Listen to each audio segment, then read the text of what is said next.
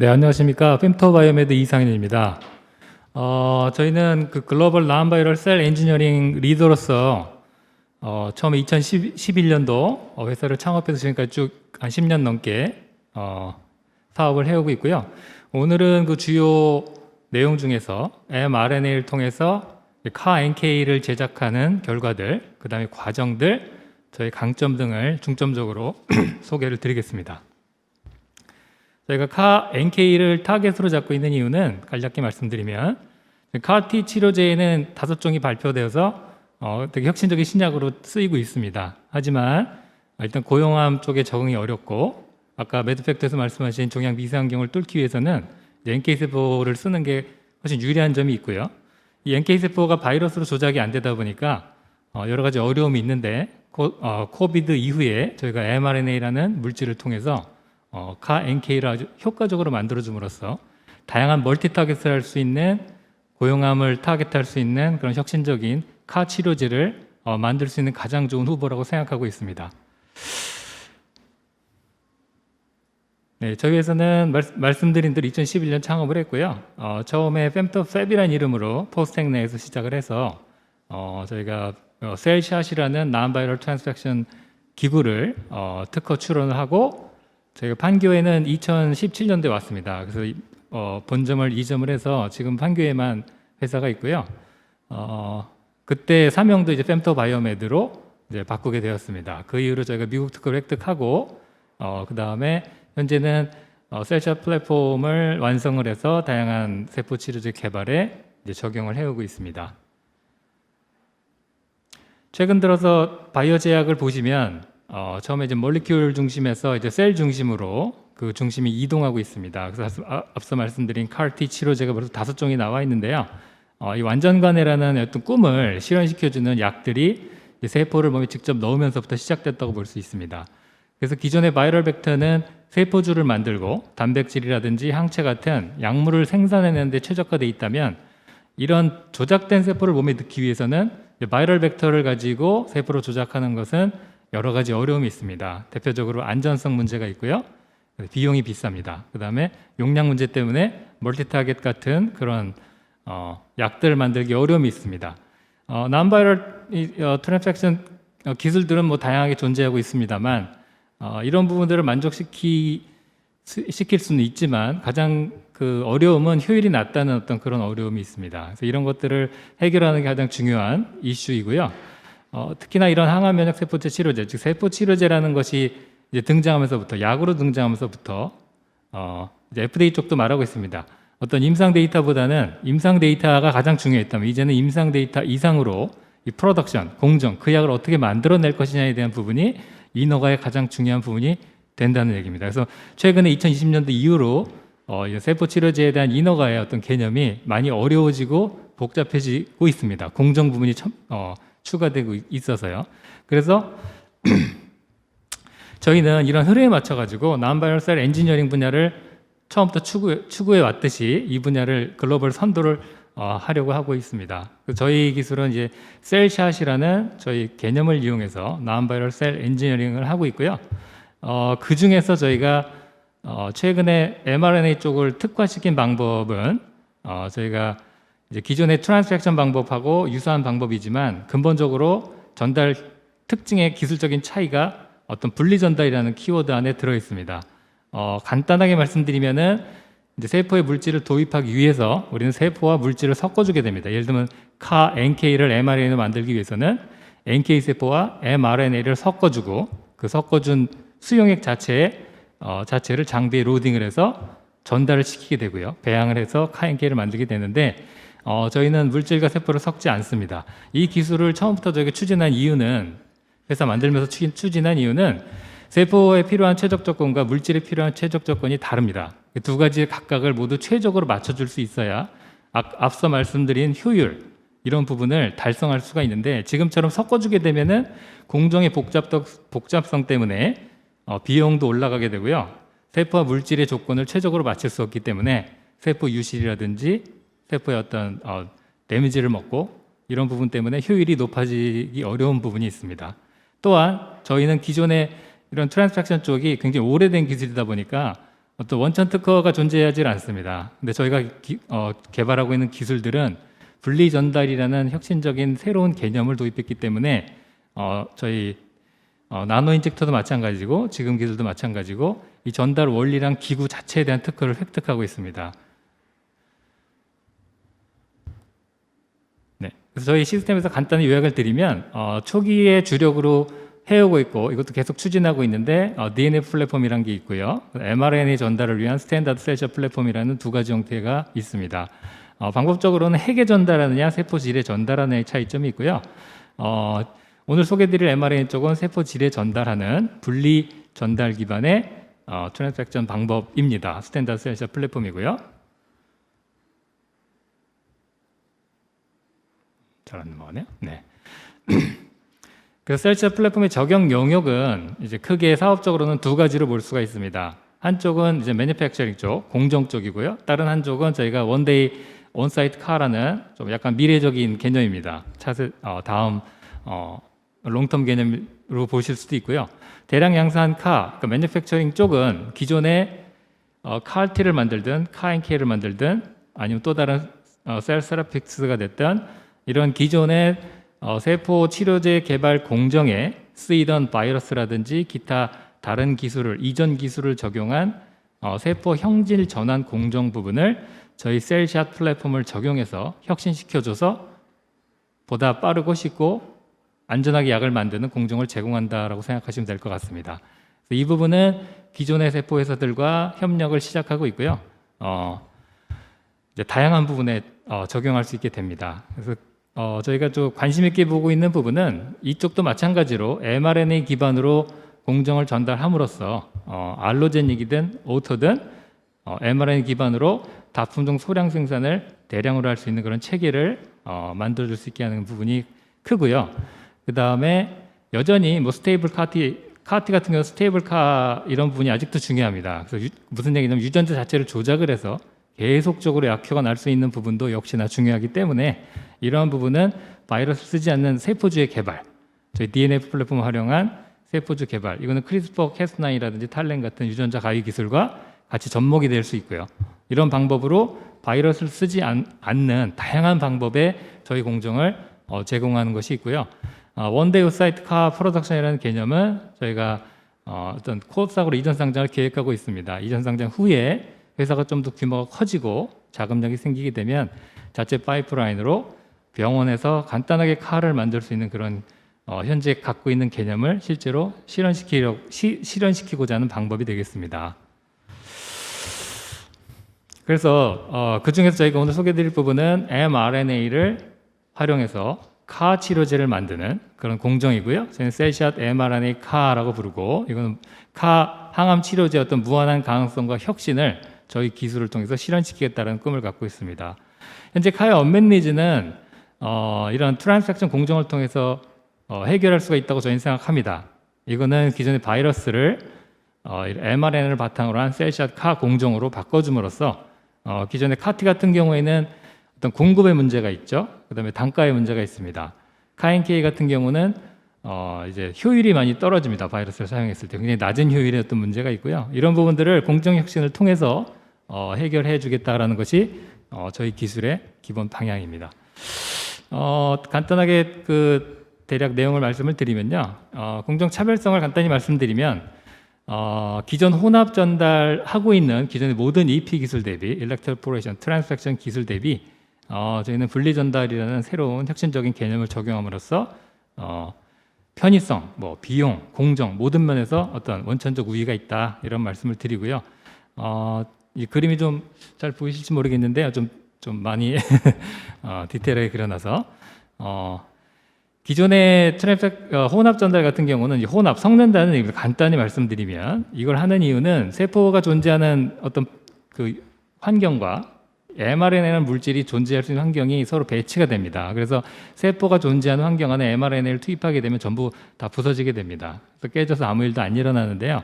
이걸 해결해서 기존의 EP 기술들은 자체 전달 버퍼라는 특수 용액을 제공을 합니다. 그럼 그 용액에는 세포가 장기간 존재할 수가 없습니다. 몇 시간 정도 존재할 수 있지만 그 이상 존재하게 되면은 이 세포가 죽게 됩니다. 하지만 mRNA가 안정적으로 존재할 수가 있고요. 그래서 기존의 배양액 속에 안전하게 들어있던 세포들을 세척을 하고 이 버퍼 용액으로 옮겨야 되고요. 그 다음에 거기에 mRNA를 섞어서 혼합 용액을 만든 후에 그 후에서야 이제 전달을 시작하게 됩니다. 이에 반해서 저희 기술은 세포가 배양배지 상태에 있는 상태로 그대로 로딩을 하게 되고요. mRNA는 저희 전달체계에 미리 시큐어하게 로딩되어 있습니다. 그러면 세포만 로딩하면 바로 트랜스렉션이 진행이 돼서 이제 CAR-NK 이런 치료제들이 만들어지게 됩니다. 일단 공정 자체가 기존의 전처리 공정을 완벽하게 없앴고요. 후처리 공정도 필요가 없습니다. 기존의 방법은 전달 후에 이 세포가 살 수 없는 트랜스펙션 버퍼라는 안에 세포가 들어있기 때문에 다시 이거를 씻고 배양배지로 다시 옮겨야 됩니다. 두 번의 이런 세척 과정이 들어가는 문제라고 볼 수 있겠죠. 어려움이 있고요. 이 부분을 100% 다 없앤 공정이 저희 셀샷 공정이 되겠습니다. 이런 셀샷 공정을 활용해서 저희가 몇 가지 POC를 진행을 했고요. 가장 중요한 키는 세포는 NK 세포에 대해서 수행을 했고 전달 물질은 mRNA가 되겠습니다. 이렇게 잡은 이유는 현재 면역세포 중에 조작이 가장 어려운 세포가 NK 세포이고요. 또한 종양 미세환경을 뚫는 등 이 고용암까지 타겟이 가능한 그런 성능을 갖고 있을 뿐더러 알로제닉 세포 치료제가 가능한 유일한 세포죠. 그래서 모든 장점을 다 갖고 있지만 가장 어려운 것은 조작이 안 되는 세포입니다. mRNA는 코비드 이후에 저희가 사용할 수 있게 된 굉장히 귀중한 물질이고요. 전에도 mRNA에 관심이 많았지만 사용하기 어려운 환경이었지만 이제는 굉장히 주목받는 물질이 됐습니다. mRNA는 굉장히 높은 효율을 주는 물질이지만 잘 아시는 것처럼 다루는데 굉장히 어렵습니다. 조금만 잘못된 공간에 노출되게 되면 바로 효소에서 파괴가 일어나기 때문에 핸들링이 굉장히 어려운 물질입니다. 랩에서도 mRNA를 처리하기 위해서는 모든 파이펫부터 모든 용기를 다 mRNA 컴패터블한 걸로 다 바꿔줘야 됩니다. 굉장히 복잡하기보다는 특별한 어떤 공정을 적용을 해야 되고요. 그래서 이 두 가지의 요소를 저희 셀샷 플랫폼이 얼마나 효과적이고 잘 핸들링할 수 있고 발현시킬 수 있는지에 대한 POC를 설계를 했고요. 그 밑에 보시는 것처럼 이게 조금 좀 작긴 하지만 처음에는 GFP라는 그린 플로레센트 프로틴이라는 녹색 형광 단백질을 NK 세포가 스스로 만들어내게끔 mRNA에 전달하는 그런 POC를 먼저 진행을 했고요. 이걸 통해서 저희 셀샷 플랫폼이 NK 세포와 mRNA를 잘 핸들할 수 있는 조건을 잡고 약 10개월 정도 진행이 됐고요. 이거를 성공을 하고 난 다음에는 저희가 이제 드디어 CAR-NK를 제작하고 있습니다. 그래서 CAR-NK는 두 가지로 가고 있고요. 하나는 GFP가 포함된 CAR-NK를 먼저 만들고 있고요. 이것이 이제 거의 마무리가 됐고 이제 다다음 주부터는 이제 GFP가 없는 GFP는 마커 개념으로 넣어준 물질이고요. 그 마커를 이제는 빼고 카만 들어있는 그런 mRNA를 전달을 해서 본격적인 이제 CAR-NK를 연말까지 1차 POC를 끝낼 예정입니다. 현재는 CAR-NK, GFP CAR-NK까지는 상당 부분 진행이 되어 있습니다. 오늘은 구체적인 POC는 GFP까지만 오늘은 소개해드리고요. CAR-NK 쪽은 성공적으로 잘 진행하고 있다까지만 말씀을 드리겠습니다. 지금 기본적인 성능 평가 자체는 NK 중에서도 이제 세포주, NK90이라는 이제 세포주를 통해서 진행이 됐고요. 세포주를 사용하는 이유는 일단 저희가 실험실 내에서 배양해서 반복적으로 쓰기가 좋고요. 세포 간에 어떤 차이가 거의 없습니다. 또한 프라이머리 NK 세포에 비해서 배양도 쉬울 뿐더러 훨씬 세포가 더 튼튼합니다. 튼튼해서 조금 다루기가 쉽죠. 상대적으로 다루기가 쉽습니다. 기본적으로 mRNA를 통해서 NK 세포의 mRNA를 통해서 어떤 효율이 나왔는지를 보고하고 있는 회사는 거의 없고요. 맥사이트론 회사가 가장 많이 최근에 하고 있고 니온이라는 회사도 일부 데이터를 오픈하고 있습니다. 그만큼 이게 최신 트렌드라 데이터들이 별로 없습니다. 어떤 목표는 저희가 그 efficiency 얼마나 많이 잘 들어가서 잘 발현이 됐느냐를 보는 것이 이 POC의 핵심이고요. 그 다음에 세포가 얼마만큼 살아났느냐, 죽은 세포가 얼마만큼 적은가 하는 두 가지 부분이 가장 중요한 성능의 지표가 됩니다. 그래서 저희 같은 경우는 그러니까 성능은 100개 중에 99.4개 이상이 효과적으로 전환된 걸 보여주고 있고요. 바이빌리티는 94%, 그러니까 90% 이상이 살아있다, 이렇게 이해하시면 될 것 같고, 속도는 시간당 14억 개. 그러니까 보통 세포 치료제가 저희 사람한테 한번 주사 넣는 도시지가 카티 같은 경우에 대략 5억 개 정도 왔다 갔다 합니다. 그러니까 5억 개 정도면 한 20분 이내에 만들 수 있는 속도로 저희가 제작을 진행을 했습니다. 다른 업체의 기술도 대동소이합니다만 가장 큰 차이점은 앞서 말씀드린 대로 바이빌리티, 세포가 얼마나 건강하게 살아있느냐의 부분에서 저희 기술이 상당히 많은 차이점을 가지고 있고 훨씬 월등한 어떤 지표를 보여주고 있고요. 이피션시 측면에서는 mRNA가 워낙에 특히나 GFP 같은 경우는 굉장히 잘 됩니다. 그래서 다른 기술도 90% 이상의 효율을 보여주고 있습니다. 하지만 이거는 어디까지나 트랜스펙션 현상에서만 효율이고요. 사실상 저희는 수율이라는 얘기를 하고 싶어요. 무슨 얘기냐면 환자 피에서 100개의 세포를 가져왔을 때 과연 몇 개가 카가 됐느냐라는 처음과 끝을 보고 싶은 겁니다. 근데 기존의 트랜스펙션 기술들은 처음에 어떤 몇 개의 세포를 줬든지 간에 아까 말씀드린 그 전처리 공정에서 많은 세포들이 사라집니다. 이런 거 카운트를 하지 않고요. 남은 세포 중에 실제로 전기를 가했을 때 몇 개가 이제 효율적으로 전달이 됐고 살아남았느냐만 데이터를 공개하고 있습니다. 그래서 이거를 전처리, 후처리를 다 포함해서 처음에 주어진 세포 대비 몇 개를 우리가 효율적인 세포 얻어내냐를 따지게 되면 거의 2배 정도 차이가 난다고 저희는 파악하고 있습니다. 그거를 말씀드리는 부분이고요. 그런 면에서는 저희가 월등한 어떤 차이점을 갖고 있습니다. 제가 여기서 IR하고 있는데 IR에는 제가 NK에 대한 부분은 리포트를 해드리고 있는데 오늘은 뭐 NK에 대한 데이터는 좀 들어있지는 않습니다. 다만 말씀드릴 수 있는 거는 12월부터는 저희가 암세포와 저희가 제작한 CAR-NK 간의 살상력 테스트도 지금 하고 있습니다. 그래서 그 정도로 저희가 회사에서 CAR-NK까지 만들고 있다, 그런 말씀 드릴 수 있고요.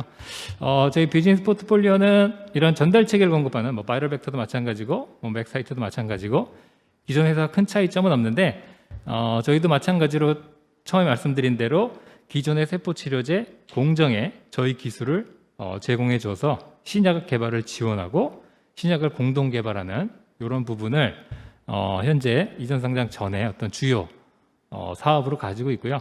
이 부분에서 어떤 많은 성과를 내고 회사가 커지게 되면 아까 말씀드린 원데이 온사이트 카라는 병원에서 직접 카를 만들 수 있는 어떤 그런 개념으로 당일 저희가 원하는 카를 치료받을 수 있게 하는 개념으로 가는 자체 신약 파이프라인 개발, 자체 신약 개발도 도전할 계획을 가지고 있습니다.